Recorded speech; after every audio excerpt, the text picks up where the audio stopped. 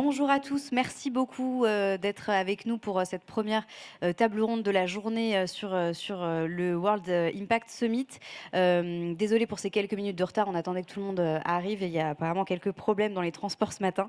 On va parler donc ce matin d'investissement à impact avec nos 3 intervenants que je vais vous présenter dans un instant. L'investissement à impact, c'est un sujet qui suscite autant d'espoir que de questionnement. Il est souvent présenté comme un levier clé de la transition. Dans cette table ronde, on va vous proposer donc un éclairage sur les enjeux, les mécanismes et les limites de l'investissement à impact en confrontant donc les promesses aux réalités du terrain. Cette conférence vise donc à mettre en lumière des approches concrètes, des critères d'évaluation et des retours d'expérience pour mieux comprendre comment finalement on peut concilier performance financière, impact mesurable et transformation durable. Je vous laisserai un petit temps si vous avez des questions. N'hésitez pas à les garder dans un coin de votre tête. On essaiera de prendre quelques minutes pour 2-3 questions à la fin de cette table ronde si vous en avez. Alors, à mes côtés, pour en parler aujourd'hui, nous avons donc Shaila Sahay, fondatrice de WeTechPart, qui est donc une plateforme de financement participatif en investissement dans la clean tech et la climate tech notamment. Paul Demarnix, directeur général de 21, c'est l'incubateur de la Croix-Rouge, vous allez nous en parler aussi, et Thomas Launay de la direction du développement durable et ESG de BPI France. Je vais vous poser une question déjà pour introduire ce sujet. Quand on parle d'investissement à impact, pour vous, quelle est la principale promesse et la principale ambiguïté, si je puis dire? Shaila, si vous voulez commencer. Oui, merci. Eh bien, pour nous, dans le crowdfunding, la principale promesse, c'est de réussir à allier le capital avec les enjeux de la transition. Et l'ambiguïté, c'est justement de réussir à mesurer les deux et de prouver que les deux sont bien possibles à toutes nos typologies d'investisseurs possibles. On va en reparler, évidemment, c'est vraiment la question principale de ce débat. Paul Demarnix, sur les promesses et les ambiguïtés, qu'est-ce qui est pour vous le point principal? Merci pour cette invitation. Bonjour à tous. Alors le mot impact, c'est un mot qu'on a voulu inventer pour résumer une réalité un peu floue, qui est globalement de concilier l'allocation du capital, la finance, à l'intérêt général. Le problème, c'est que ce n'est pas le capital qui définit l'intérêt général. Et c'est aujourd'hui une des ambiguïtés principales que l'on voit dans le secteur associatif lorsque l'on veut investir dans le champ de la santé, du social, qui sont des champs essentiels pour notre société. On aura peut-être l'occasion d'en discuter. Et puis, Shaila le disait, l'autre ambiguïté, c'est comment mesurer. Et en particulier dans ce secteur que je connais un peu mieux que le champ environnemental, celui de la santé et du social, mesurer l'impact social, c'est un vrai défi aujourd'hui. On va en reparler, bien sûr. Thomas Launay, sur la promesse principale et l'ambiguïté. Bonjour à toutes et à tous. Merci beaucoup pour cette introduction. Alors, je vous rejoins tout à fait donc, du coup, sur ces premières définitions. Pour ma part, je vais vulgariser ça sur l'investissement à impact. En réalité, c'est faire les bonnes décisions. Décider d'où on va utiliser des capitaux financiers pour arriver à construire un avenir meilleur. Et toute l'ambiguïté, c'est de savoir comment on prend ces bonnes décisions. Comment on sait si jamais donc, du coup, on doit miser sur l'hydrogène, sur le nucléaire, sur l'éolien, sur le solaire, par exemple sur l'automobile énergétique. Sur quels indicateurs on peut se reposer pour quantifier le social? Ou est-ce que donc, du coup, comment on peut prédire pour construire du coup, un avenir plus durable et construire une société plus résiliente? Et ça va être ça, donc du coup, tout l'enjeu de l'investissement à impact, parce que les décisions qu'on prend là aujourd'hui en termes de décisions d'investissement ont des répercussions sur les 10, 15, 20, 30 prochaines années. Et typiquement, si dans les années 80, 70, on avait pris certaines décisions d'investissement, on n'aurait pas forcément eu les mêmes dynamiques ou les mêmes défis qu'on aurait aujourd'hui. Et c'est en ça que je le résumerai. Alors justement, on va peut-être parler de la façon dont vous travaillez à BPI France. Comment est-ce que vous définissez déjà aujourd'hui l'investissement impact à BPI France et finalement quel rôle est-ce qu'il joue dans vos stratégies, dans vos leviers d'accompagnement, d'investissement, de financement? Bien sûr. Alors, il faut savoir une chose, c'est que quand BPI France a été créé en 2013, dans la loi de création, on nous avait justement incité à prendre en considération les dynamiques environnementales, sociales et sociétales sur nos décisions de financement et d'investissement. Donc très concrètement, lorsqu'on du coup on parle d'investissement à impact, il y a deux points d'entrée.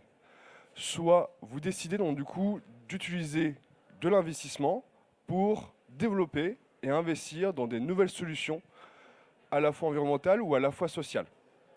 Soit vous allez donc du coup décider d'investir dans des entreprises traditionnelles et par le biais donc du coup du board, vous allez donc du coup aller inciter le COMEX, le CODIR à prendre en considération les enjeux environnementaux, sociaux et sociétaux pour changer leurs pratiques et revoir le modèle d'affaires de l'entreprise. Alors évidemment, donc, du coup, sur cette deuxième partie, il y a deux façons de faire. Soit donc du coup on va exclure, c'est-à-dire que j'investis dans des entreprises traditionnelles qui ont revu leur business model et qui donc du coup ont déjà pris en compte ces dynamiques-là. Soit on va prendre des entreprises qui, certes on le sait, ne sont pas encore les plus performantes sur les dynamiques environnementales, sociales et sociétales, mais on se dit il y a un potentiel. Et on va donc du coup pousser l'entreprise en lui fixant des objectifs pour aller s'améliorer petit à petit à travers le temps. Comment par exemple elle peut s'améliorer? Typiquement, Enfin, c'est quoi les leviers pour vous? alors typiquement ça va être une chose très bête hein, sur le social. Le taux de parité dans le COMEX. Alors ça peut paraître bête, mais bizarrement, lorsqu'on a un COMEX composé à 80% de personnes blanches, hommes de plus de 70 ans, forcément, donc, du coup, dans la gouvernance, c'est moins agile, c'est moins donc, du coup pertinent et c'est parfois aussi donc, du coup, moins performant que justement lorsqu'on a un COMEX qui est diversifié. Bah, ça, typiquement, ça va être un indicateur qu'on va poser. On va faire la même chose sur le social, sur l'environnemental et sur la gouvernance, pour justement, du coup, en fixant des objectifs et des indicateurs bien précis au COMEX et à la dirigeante ou aux dirigeants de l'entreprise, pour qu'ils puissent donc du coup baser ses réflexions et ses stratégies de développement avec un point de vue différent. Et pour vous, ça, c'est un pilier stratégique de la transition environnementale? Totalement. Écologique. Totalement. On n'a pas besoin d'être de grands mathématiciens pour comprendre que lorsqu'on veut une croissance économique infinie, dans un monde fini avec des ressources limitées, à un moment donné, ça ne marche pas. On n'a pas besoin d'être de grands mathématiciens pour comprendre que, si on prend le cas d'un industriel, s'il n'a pas accès à de la matière première, donc s'il n'a pas accès donc, à la biodiversité, s'il n'a pas accès à l'eau, à l'énergie, ou à des salariés qui sont compétents, c'est sûr et certain, il aura 0 € de chiffre d'affaires à la fin de l'année. Donc c'est pour ça qu'on veut intégrer, et on a intégré très très tôt dans nos modes de fonctionnement, cette vision-là, parce on veut pousser le fait que les performances financières, c'est des résultats des performances extra-financières. Parce qu'on veut construire des stratégies sur 10-15 ans. C'est sûr que si on raisonne, et ça je pense que ce sera un autre problème qu'on évoquera, parce que c'est le problème de la temporalité. Évidemment, en termes de performance financière, si votre but c'est d'investir et en 6 mois vous voulez retirer vos billes, c'est sûr que l'investissement à impact, ça va vous paraître moins attractif. Et ça, c'est un problème qu'on a dans le monde de l'investissement. Mais lorsqu'on veut construire du coup des stratégies d'investissement sur 5, 10, 15 ans, et lorsqu'on veut aller voir sur le long terme, là, ça prend tout son sens. Parce qu'on va se baser vraiment du coup sur comment fonctionne l'entreprise, quel est son modèle d'affaires, comment elle fonctionne concrètement. Et là, avec ces indicateurs-là, et en prenant du coup l'impact comme vraiment point d'orgue pour justement orchestrer tous les chantiers, toute la stratégie, toute la vision du groupe, on a quelque chose de cohérent et on a quelque chose de performant sur le long terme. Shaila Sahay, du côté des entrepreneurs et des investisseurs que vous suivez, comment est perçu aujourd'hui l'investissement à impact? Eh bien, côté entrepreneur, nous, on s'adresse à des entrepreneurs de l'impact, donc dans des secteurs de la clean tech, la climatech, donc c'est de l'innovation technologique. Ce sont des entrepreneurs qui, évidemment, sont d'abord intéressés par les acteurs de l'investissement spécialisés dans l'impact.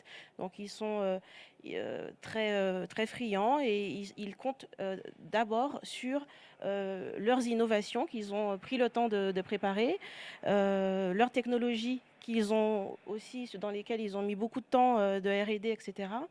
Donc ils mettent beaucoup l'accent dessus en espérant attirer les investisseurs, mais malheureusement très souvent on se rend compte que les business models ne sont pas aboutis ou ne sont pas assez solides, ou justement par rapport à cette question de durabilité et de temporalité n'ont pas été suffisamment travaillés pour qu'ils soient pertinents et qui répondent parfois à la maturité réelle du marché pour leur technologie sur la durée. Et ça c'est ce qu'on constate comme contradiction, je dirais, côté entrepreneur aujourd'hui, majoritairement. Côté investisseur, Thomas a développé le point de vue des institutionnels. Je vais parler du grand public, parce que dans le crowdfunding, c'est quand même un pilier pour nous de source de financement pour les projets. Ce qu'on constate, c'est qu'il y a une appétence, il y a une envie, même les sondages le montrent, hein, les gens veulent investir responsablement, mais dans la réalité, le passage à l'acte, il est plus compliqué. On essaie de comprendre et on sait que c'est parce qu'il y a un manque d'éducation financière de manière générale, il y a un manque de lisibilité aussi de la rentabilité d'un projet à impact versus justement son rendement climat ou son rendement sur le plan de la durabilité au long terme. Donc il y a un manque de compréhension des enjeux. Et puis sûrement, ça c'est un autre sujet qu'on pourra peut-être développer aussi, il y a ce sujet réglementaire, il y a un vrai sujet. On a tout un tas de dispositifs et de standards qui nous permettent de sécuriser l'investissement pour le grand public, pour les personnes qui investissent via le crowdfunding. Mais ça représente aussi des barrières pour ces personnes, parce qu'elles doivent du coup comprendre et passer tout un parcours d'investissement pour lesquels elles sont malheureusement pas assez préparées en tant qu'investisseurs non experts de ces sujets. Et ça fait que l'investissement impact attire, mais n'est pas encore adopté. Et en plus, il y a la question des institutionnels et des investisseurs professionnels qui, eux aussi, sont de plus en plus frileux pour d'autres raisons. Donc voilà dans le contexte dans lequel on opère. On va évidemment reparler en détail de ces questions réglementaires et de la mesurabilité de l'impact finalement qui est vraiment au cœur de ces enjeux. Paul de Marnix, je voudrais qu'on revienne donc sur ce que vous disiez un peu en introduction.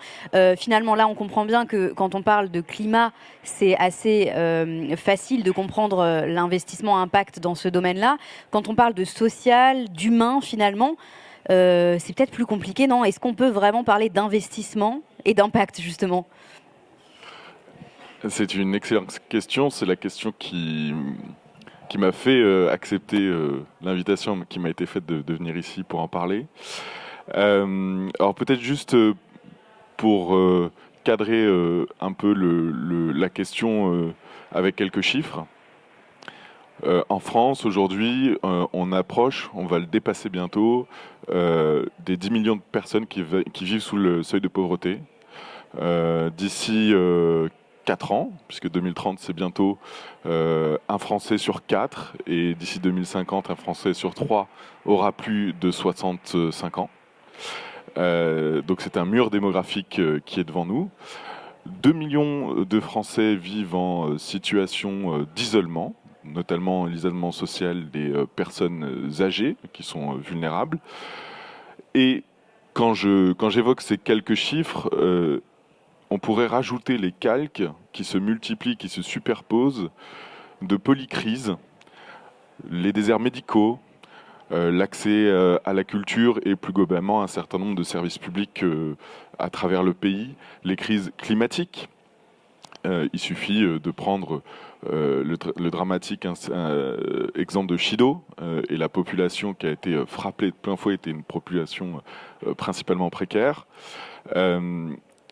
Donc j'aime bien rappeler ces quelques chiffres parce que on ne débat pas des ressources d'un monde fini, on les comprend.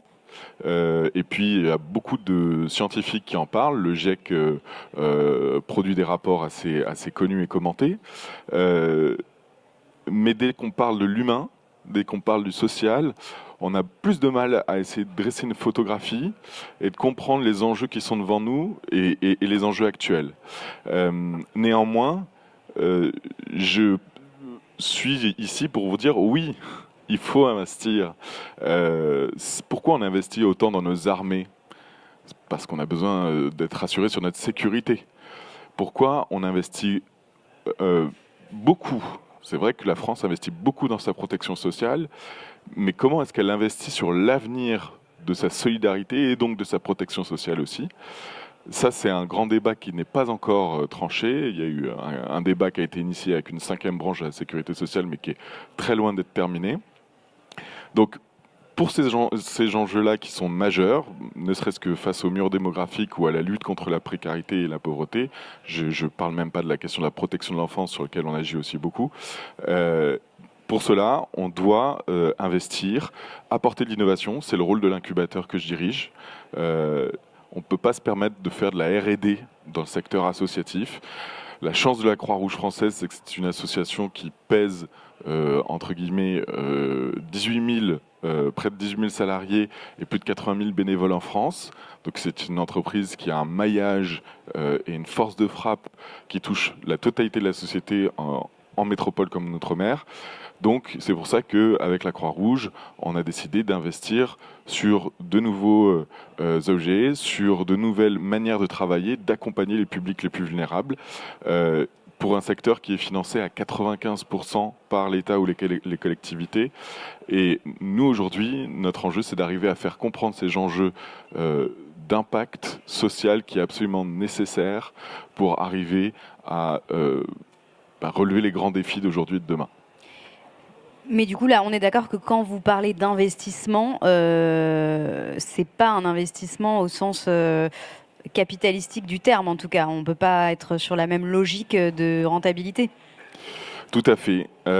Et c'était intéressant parce que la table ronde n'était pas intitulée la finance à impact, mais bien l'investissement à impact.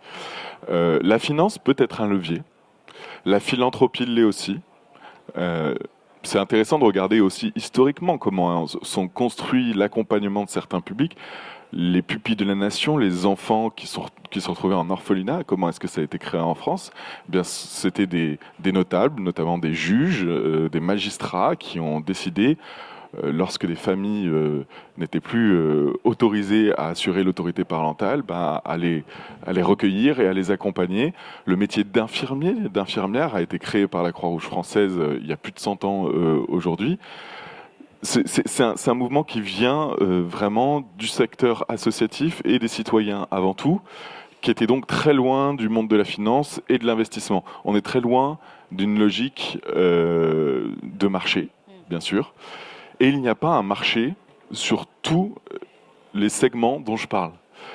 Il peut y avoir de l'investissement possible, notamment dans le secteur de la santé ou de la silver economy. Et il y a énormément d'entreprises françaises et internationales qui développent leurs applications, leurs produits en France et les vendent aussi. Mais ce n'est pas le seul levier. C'est pour ça que moi j'aime réfléchir beaucoup à une notion qui est encore très peu rentrée dans le débat public, c'est la question de comment est-ce qu'on valorise, notamment par l'engagement des entreprises, mais aussi celle des collectivités, ce qu'on appelle les coûts évités à la société.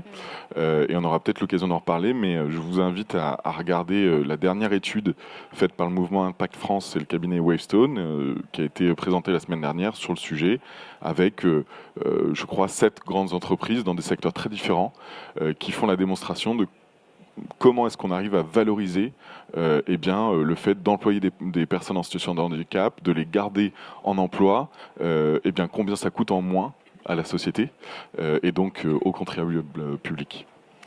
Merci, c'est très intéressant d'avoir une ouverture comme ça sur le sujet de l'investissement. On va peut-être en reparler effectivement sur la valorisation finalement de ce type d'investissement. Pour revenir à vous, peut-être Shaila, dans l'investissement donc au sens plus classique du terme, vous me disiez que vous observez beaucoup d'intentions mais peu de passage à l'acte, en tout cas en ce moment. Pour vous, qu'est-ce qui bloque aujourd'hui finalement les investisseurs dans ce type de projet à impact? Alors, je vais développer plus le côté investissement du grand public. Je pense que Thomas aura d'autres éléments pour compléter sur le plan institutionnel. Concrètement, les gens, le grand public, on constate qu'ils ont encore ce manque d'information et de compréhension des enjeux de l'investissement. La réalité, c'est que on a encore eu des chiffres récents de la Banque centrale européenne qui expliquent qu'il y a 30 milliards d'euros d'épargne dormante dans l'Union européenne. Donc les personnes, les gens en banque, sur des livrets, etc., ont de l'argent qui est passif, qui en tout cas qui n'est pas investi activement. Et pourtant, 70% des Français disent vouloir investir durablement et vouloir vraiment passer à l'acte. Concrètement, bon, il y a des offres de tout type qui leur permettent, des outils de tout type aujourd'hui, qui leur permettent d'investir, dont le crowdfunding. On se rend compte qu'on a beaucoup de personnes qui vont consulter des projets, qui ne comprennent pas forcément quand il s'agit de technologie, notamment l'impact réel que va avoir leur argent en investissant dans ces projets, et qui ne comprennent pas non plus la nécessité et l'urgence d'agir par l'investissement. Donc, bon, c'est pour ça que nous, on parle beaucoup d'éducation financière responsable. Il y a un grand manque en France d'éducation financière tout court. Alors, déjà, d'éducation financière tout court pour pouvoir se sentir à l'aise avec l'acte d'investissement, mais d'investissement responsable encore moins. Donc, cette lecture du risque, déjà, qu'on va prendre en investissant, et la compréhension du rendement au long terme dans un projet durable manque. Cette compréhension, elle manque, elle n'existe pas. Donc il y a un manque de confiance. Après, j'ai abordé la question réglementaire. Investir, ça veut dire prendre en compte effectivement sa capacité d'investissement. Donc il faut déjà la comprendre, la connaître. Il faut savoir décider. Donc on parle de décision d'investissement, donc comprendre un dossier d'investissement. Donc nous, la réglementation sur le crowdfunding nous permet de rendre accessible toutes les informations relatives à un projet pour éclairer une personne. Mais tout de même, il faut se sentir à l'aise. Donc il y a le problème effectivement de lisibilité et le côté réglementaire qui est une véritable protection, donc qui représente énormément d'avantages pour un investisseur, notamment non expert, peut en même temps alourdir un peu le process. Donc ça, c'est une réalité.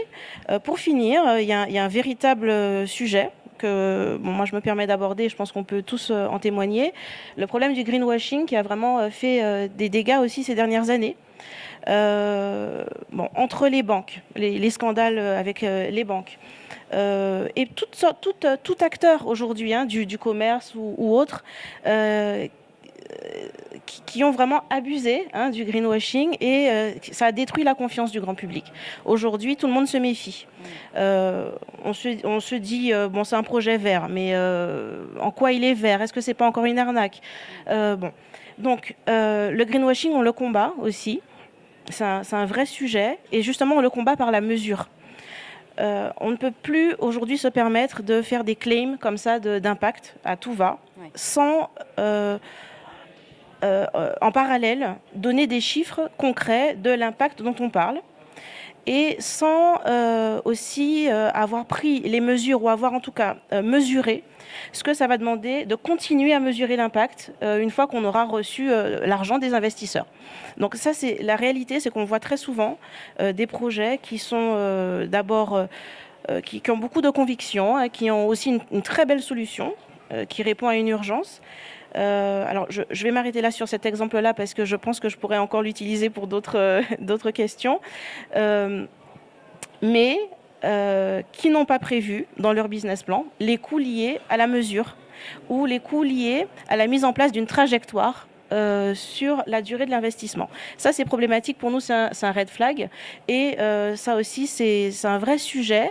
On fait attention à tout ce qui peut être du greenwashing volontaire ou involontaire. Parce que c'est ce qui a causé aussi aujourd'hui un refroidissement de la part des gens dont on a besoin pour pouvoir contribuer à la transition. C'est très intéressant. Je ne sais pas si vous voulez rebondir, monsieur, sur cette question de greenwashing. Je voulais qu'on parle aussi de la réglementation, justement, mais peut-être pour rebondir sur le greenwashing. En un mot, je souscris totalement. Et au-delà du greenwashing, c'est la question de l'impact qui est aujourd'hui au cœur de la raison pour laquelle on se réunit. Le mot impact, qu'est-ce qu'il recouvre? Alors, je suis totalement d'accord, Shaila, il faut être en mesure, apporter de la mesure pour apporter quelque part une légitimité, vérifier, hein, dès lors que c'est possible. Moi, je suis confronté à un autre problème, c'est que dans le secteur dans lequel j'interviens, les métriques ne sont pas tout à fait les mêmes. Comment est-ce qu'on mesure l'évolution d'une carrière d'une personne en situation de handicap? Je pense à un exemple où on a développé un outil avec un entrepreneur qui est capable de mesurer les signaux faibles qui vont alerter des managers sur l'état de santé, la qualité de vie au travail d'une personne en situation de handicap, pour qui ça a souvent été un parcours de combattant pour arriver à décrocher un emploi dans ce qu'on appelle l'emploi ordinaire. Ça, c'est très difficile. Thomas Launay. Alors effectivement, je vous rejoins totalement. C'est vrai que, en fait, il faut bien comprendre que grosso modo, personne n'a réellement compris ce que c'était que l'investissement à impact. Personne n'a réellement compris comment on peut utiliser un indicateur pour justement mesurer la performance d'une entreprise ou comment réellement piloter une entreprise en prenant en compte toutes les métriques. Parce que personne n'est d'accord. Et c'est ça la problématique. C'est que déjà, quand on a commencé à avoir de l'investissement à impact dans les années 2005-2006, tout le monde a commencé un peu à dire, bon bah, les premiers players, on va dire ESG, ont commencé à, donc, du coup, à marketer un peu leurs fonds en disant, bah, écoutez, moi je fais du bien à la société, j'investis de manière durable. Ils se sont fait rattraper par la réglementation parce qu'on commençait à avoir des cas de greenwashing, parce que c'était qu'un enjeu de communication, de marketing, c'était pas réellement du pilotage. C'était juste de la com. Le but, c'était de rendre son fonds attractif et attirer des investisseurs par ce biais-là. Les indicateurs, ils n'étaient pas figés, personne n'était d'accord donc, du coup, sur les métriques qu'on devait utiliser. Et en réalité, du coup, on n'avait pas de pilotage opérationnel. Donc derrière, on a eu l'AMF qui est venu taper un peu sur les doigts. Qui est venu dire, bon, on va arrêter les conneries. Ok, très bien, on va arrêter, parce que là, on commence à avoir des cas de greenwashing. On a commencé à poser des bases justement de l'investissement impact. Quand est-ce qu'on passe à l'investissement impact? On a eu SFDR qui devait venir clarifier ça. Sauf qu'en réalité, les fonds n'ont pas compris. Et SFDR, ils ont vu ça comme juste un exercice de compliance. Juste comme un exercice de compliance qui nous permettrait donc du coup d'avoir la communication et de marketer son fonds avec une petite étiquette verte. C'était pas ancré dans le pilotage. Sur le pilotage des indicateurs que vous mentionniez, en réalité, on parle de performance, on parle de capital immatériel. C'est là où les richesses et les performances des entreprises. Mais les investisseurs n'ont pas compris. Et même les épargnants n'ont pas compris. On a eu des réglementations, je vais revenir justement sur ce que vous disiez, parce qu'effectivement, on a eu des réglementations, on a eu MiFID 2 et DDA qui devaient imposer aux conseillers financiers pour les particuliers d'inclure du coup de l'éducation financière responsable en expliquant à partir de la taxonomie, à partir de plein de choses compliquées, essayer d'orienter l'épargne dormant des Français vers des investissements à impact. Sauf que les conseillers n'ont pas compris. Ils ont vu ça comme un enjeu de communication, pas comme un enjeu de pilotage d'investissement et de prise de décision. Donc derrière, oui, on a des gros problèmes de greenwashing. Ça, c'est sûr et certain. Maintenant, il faut savoir qu'est-ce qu'on fait maintenant. Ouais. Et comment on réoriente et qu'on arrête un petit peu les conneries. Shaila, ouais, vous vouliez rebondir? Oui, je veux juste rebondir et accentuer sur le fait que, effectivement, toutes les réglementations, les règles, SFDR, etc., ça a été pris comme un outil de compliance et pas comme un outil de, justement, de performance des entreprises sur le plan extra-financier. Et c'est là où il manque une compréhension globale et collective des investisseurs et des épargnants et des acteurs de la finance pour voilà, se mettre d'accord et enfin comprendre que ces indicateurs, ces outils sont une manière aussi de démontrer la performance d'une entreprise et de démontrer sa pertinence sur le long terme pour la société. Justement, comment on fait du coup aujourd'hui? C'est quoi la solution? Comment est-ce qu'on travaille sérieusement sur des indicateurs d'impact quand on a des règles qui bougent tout le temps et que les visions internationales divergent? Alors là, ce qui se passe en ce moment, effectivement, parce que je pense que c'est important de parler un peu du backlash qu'on se prend. Alors ça a des avantages et des inconvénients, ça c'est sûr et certain. L'avantage, c'est qu'on a de moins en moins de touristes. Parce que souvent ceux qui ont fait du greenwashing ou ceux qui ont positionné leurs fonds et leurs investissements à impact parce que du coup c'était bien vu, c'était un peu la mode, ils considéraient que c'était un peu une mode, bah là ils sont en train de se retirer des billets. C'était Warren Buffett qui disait lorsqu'on la mer se retire, on voit qui se baigne à poil. Bah, je peux vous dire sur les fonds ESG, on a une sacrée plage de nudistes. Hein. Donc oui, là pour le coup, on commence à avoir justement les fonds qui faisaient du greenwashing qui commencent à se retirer. On a eu, c'était en 2023, quand on a eu 41 fonds qui s'étaient déclassifiés de article 9, article 8. On a eu la même chose en 2024 où c'était de article 8 à article 6. Alors pardon, c'est des termes un petit peu, c'est des règles, on va dire, sur la SFDR, donc c'est pas forcément, je sais pas si on aura le temps de le vulgariser, mais ça montre bien que justement on commence à avoir un petit peu cet effet positif de se dire, bon maintenant on commence à avoir de plus en plus, les personnes qui restent, c'est des personnes sérieuses. C'est des personnes sérieuses qui ont une autre vision de l'investissement impact, qui ont une vision plus stratégique, de pilotage, comme vous le mentionniez. Et c'est ça qu'on souhaite avoir. C'est vers ça où on souhaite. Alors, la problématique, c'est effectivement qu'au niveau réglementaire, c'est un sujet politique, où personne n'est d'accord, les règles changent tout le temps, on a un omnibus qui remet à bas les cartes, et donc du coup, on ne sait pas où on va. Et derrière, le message, ça a juste été de donner aux dirigeants d'entreprises et aux dirigeantes et dirigeants de fonds de donner le signal en disant au final, l'environnement, c'est pas grave. Le social, ça peut attendre. Donc il faut maintenant bâtir des bases solides en dehors d'enjeux politiques, en dehors d'enjeux de lobbying, en dehors d'enjeux de communication. Mais par contre, il faut sortir de cet aspect temporalité. Il faut voir donc, du coup la performance de l'entreprise pas sur les 6 derniers mois, pas sur l'année dernière, sur 5 ans, 10 ans, sur où est-ce qu'on va, quelle est la vision qui est projetée. Et ça, cet aspect culturel, mine de rien, ce sera le plus gros frein qu'on va avoir pour bâtir des normes stables de mesures d'impact pour prendre les bonnes décisions, faire les bons choix, pour arriver à construire un avenir dans lequel on pourra s'y retrouver. Shaila Assaï, est-ce que vous voulez rebondir là-dessus? Peut-être comment est-ce que vous arrivez à détecter finalement un impact qui serait superficiel? Est-ce que le marché sait encore faire la différence aujourd'hui? Alors, je vais un peu me répéter parce que c'est vrai que c'est par la mesure. C'est par la mesure ouais, de l'impact qu'on arrive à faire la différence. Sur la mesure, est-ce que vous pouvez nous donner des exemples concrets d'impact qu'on peut mesurer ou que vous avez réussi à mesurer efficacement? Oui, alors il y a des normes. Alors je vais donner juste un exemple. Quand on parle, bon c'est très simple, hein, enfin on va rester très simple. Quand on parle d'un projet sur l'énergie, on va parler d'efficacité énergétique. On va mesurer donc l'efficacité énergétique assez simplement, donc mathématiquement, et on peut aussi assez aisément parler aussi de rentabilité du coût du projet. Donc d'une part, donc la performance extra-financière et financière, la rentabilité du projet en lui-même sur le plan financier. Ça, c'est un exemple de mesure qu'on va mettre en regard. Sur un projet de décarbonation, on va parler de tonnes de CO2 capturées. Sur d'autres projets, on parlait de coûts évités, de tonnes de CO2 évitées, etc. Ce sont des manières de mesurer l'impact selon le projet.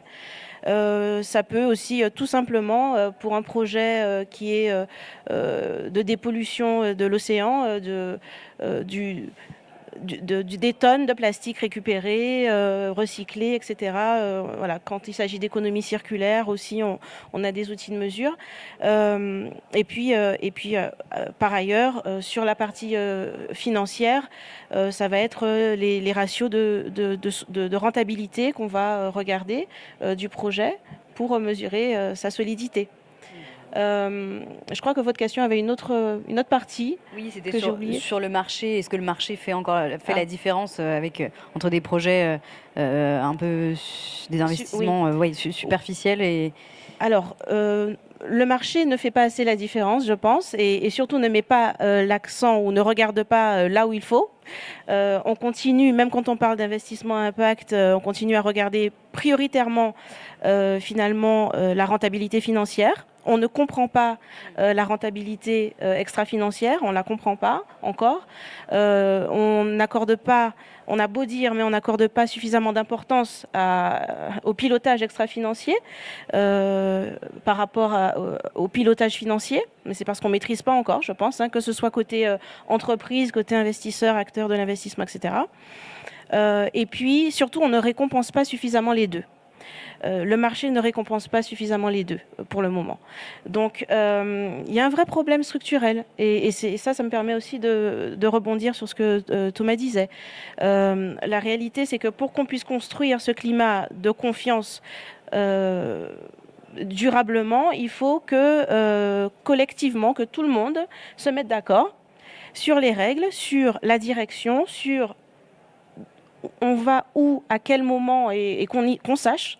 Nous, on s'adresse par exemple, dans notre cas, uniquement à des startups ou des entreprises, donc des PME. Elles n'ont pas d'obligation pour le moment quelconque sur le plan de l'impact, du reporting ou de mise en place de trajectoires ESG, etc. Et pourtant, nous, on veut les aider à se financer avec des critères de durabilité. C'est compliqué. Ensuite, il faut qu'on aille faire comprendre aux investisseurs l'intérêt qu'ils ont à soutenir ce type de projet. Eh bien, ça nous complique aussi la tâche parce que finalement, on n'a pas une direction commune, ni une compréhension commune. Et le manque de confiance, finalement, il est structurel. Donc, c'est culturel, c'est structurel, c'est collectif. Enfin, voilà, le problème, oui. il est grand. Il est multidimensionnel. Oui. Paul de Marnix, on a parlé à plusieurs reprises de cette notion de coût évité pour la société. Est-ce que c'est une valeur qui est aujourd'hui reconnue par les investisseurs ou est-ce que c'est encore invisibilisé ?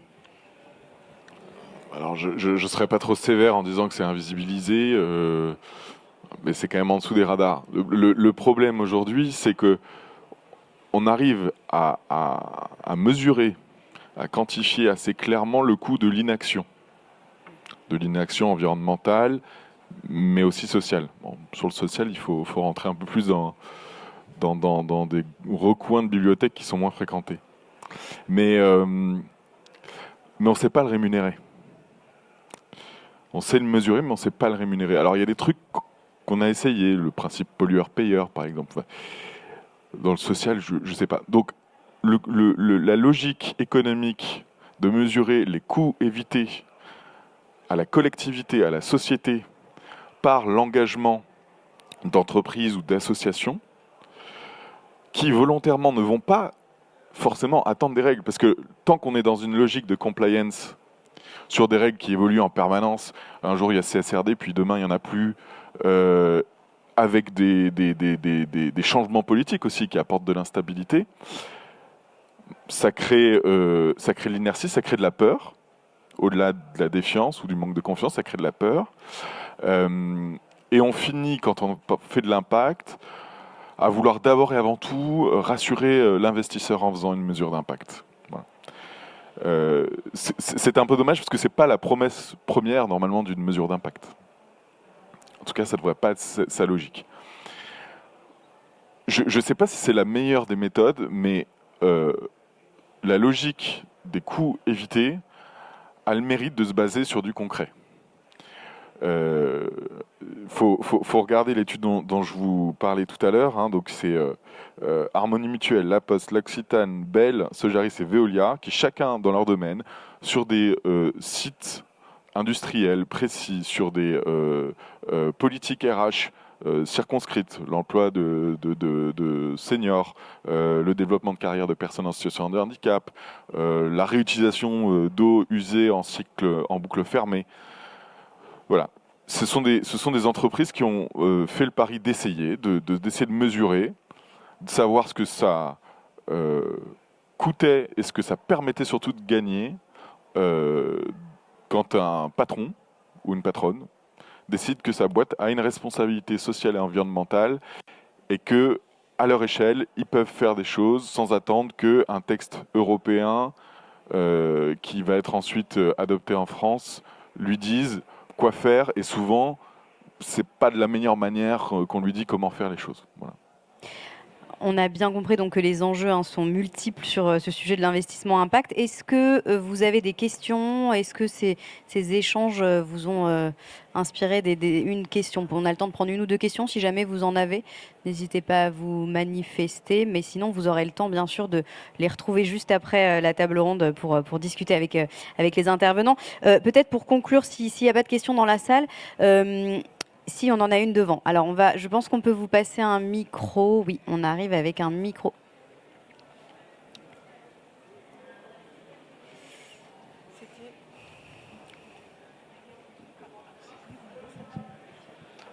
Je suis Alain de Impact Business Angel. Si vous aviez juste, c'est une question pour chacun d'entre vous, si vous aviez juste un verrou à débloquer, aujourd'hui, ça serait lequel ? C'était ma dernière question, je tiens à le préciser. C'était ma conclusion. Merci. Du coup. Alors oui, une chose à changer, un verrou à débloquer pour rendre l'investissement impact peut-être plus facile, plus crédible. Oui. Alors je me tente. Pour moi, ça serait, et ça c'était un point que vous avez soulevé, Paul et Angela, c'est la valorisation. Parce qu'aujourd'hui, quand on valorise une entreprise, on la valorise du coup par rapport à ses performances financières. Mais en plus de cela, on a un problème de comprendre en réalité du coup, ce que ça veut dire une entreprise performante. J'ai déjà eu une discussion avec un dirigeant d'entreprise où j'ai cru halluciner parce que au moment de la discussion, il me dit franchement, j'ai fait une mauvaise année aujourd'hui, j'ai fait 6% de croissance. Je sais pas. Comment ça? C'est bien alors, tu as réussi à être performant, donc ta entreprise elle est bien valorisée. Il me dit non, parce que mon concurrent il a fait 10%. Et en réalité, le principal frein, c'est arriver à valoriser. Alors, je pense que c'est parce qu'on met aussi beaucoup de temps. Enfin, quand j'ai commencé, on parlait par exemple sur l'investissement impact que de CO2. On a commencé à ajouter des briques, on a commencé à mieux comprendre, on va dire, ce qu'il y avait derrière les performances extra-financières. On a commencé les enjeux de l'eau, les enjeux de la biodiversité, les enjeux des matériaux, les enjeux sociaux, sociétaux. Donc on commence petit à petit à alourdir, on va dire, la bibliothèque qu'on doit prendre en compte.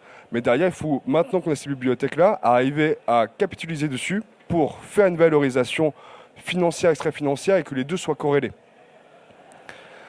Parce que savoir que j'investis dans une entreprise qui fait 6 millions de chiffre d'affaires, alors si j'ai deux entreprises qui font 6 millions de chiffre d'affaires, dans laquelle donc, du coup je vais investir. Avec la valorisation extra-financière, on pourra justement avoir une valorisation fictive plus haute parce qu'elle a un plus grand pouvoir de résilience et un plus grand pouvoir de performance sur le long terme. Et je pense que si on arrive à débloquer ce passage-là, déjà d'avoir des normes de mesures qui soient fixées, qu'on arrête de changer tous les 4 matins en fonction de ce qu'on a mangé à midi, ça serait déjà très bien. Et ensuite, avoir du coup une valorisation qui nous permettrait donc, du coup de prendre en compte ces dynamiques-là, ça sera pertinent. Ce sera peut-être pas forcément pertinent pour les fonds qui veulent faire, qui veulent donc du coup investir et qui veulent retirer leur billet au bout de 6 mois ou au bout d'1 an. Mais pour construire vraiment des entreprises qui sont stables, qui sont pérennes, qui arrivent donc du coup à avoir une dynamique sur du long terme, là on va toucher au but. Paul de Marnix ou Shaila Saï, on va faire en 1 minute pour pouvoir conclure. Très rapidement, alors moi je parlerai d'être faire sauter le verrou mental et se permettre d'être imaginatif. Faut pouvoir se dire que le capital risque, c'est pas la même chose que l'investissement impact. Et donc pas essayer de copier les codes, les règles de l'un vers l'autre. Que le mécénat, c'est pas de la RSE. Et aujourd'hui, les entreprises et les associations ne se parlent que par ce biais un peu de subvention. On saupoudre un peu parce qu'on a les moyens financiers de le faire. Mais ça correspond plus aux besoins ni aux attentes. Si je prends les entreprises, notamment les plus jeunes générations, ne cherchent plus forcément du sens, mais de l'impact. Les plus jeunes collaborateurs d'entreprise, aujourd'hui, on arrive à le mesurer, cherchent à aller dans des boîtes où ils vont pouvoir avoir un impact par leur travail, mais par l'entreprise où ils travaillent aussi. Des entreprises qui laissent des collaborateurs pouvoir faire du mécénat de compétences ou s'engager autrement au service de causes d'intérêt général. Donc, je pense qu'il faut être assez imaginatif et donc aussi dans les sujets de valorisation. Comment est-ce qu'on arrive à mesurer et valoriser toutes les actions, quelles qu'elles soient. Merci. Et moi, je dirais que le verrou qui manquerait pour que tout ça fonctionne, c'est celui, encore une fois, de l'éducation financière responsable, de l'éducation à l'investissement responsable pour que cette dynamique, elle soit collective et pérenne. Si on arrive à se comprendre et qu'effectivement qu'on se met d'accord sur la manière de valoriser, de piloter, etc., et qu'on est plus créatif aussi et plus ouvert aux différentes manières d'avoir de l'impact, il faut en même temps que tous les acteurs aient la même compréhension de leur rôle et de leur responsabilité dans l'investissement. Et il faut aussi, je pense, que les choses se bougent et qu'on utilise, enfin qu'on puisse utiliser une plus grande partie de cette épargne dormante aujourd'hui pour aussi dans l'intérêt de dérisquer les investissements et qu'il y ait plus de mécanismes d'investissement, de co-investissement, pour l'intérêt général. Et que cette compréhension, elle soit collective, au même niveau. Hein, ça, ce serait idéalement le verrou vraiment final pour qu'on puisse y arriver ensemble. Merci beaucoup, merci vraiment à tous les trois. Je pense qu'on n'a plus le temps pour une question parce qu'on a une autre table ronde à 10h30, mais vous allez pouvoir les retrouver peut-être en bas si vous voulez continuer à discuter. Navré, merci à vous, vraiment c'était très intéressant de vous entendre sur ce sujet. À 10h30, donc vous pouvez rester là si vous souhaitez assister à la table ronde suivante qui est en partenariat avec Tact Group et pour parler d'un tout autre sujet, le slashing et la polyactivité. Merci à vous pour votre attention.